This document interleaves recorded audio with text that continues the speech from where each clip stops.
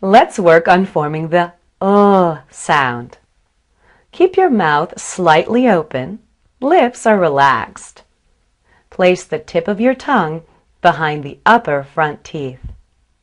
Release the sound out around the sides of your tongue. Touch your hand to your throat and make sure you feel vibration.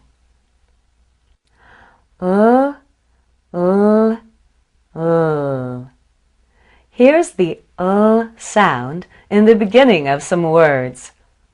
Lace, lift, long. And here it is in the middle.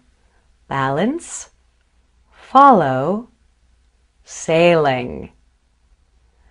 And here it is at the end of some words. Tall, rail, bowl.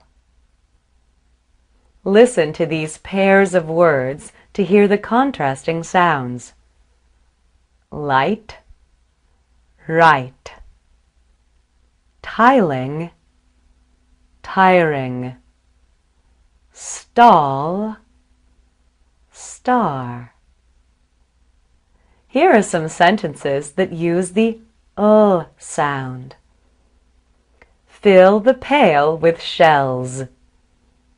Lisa laughed at my lack of balance.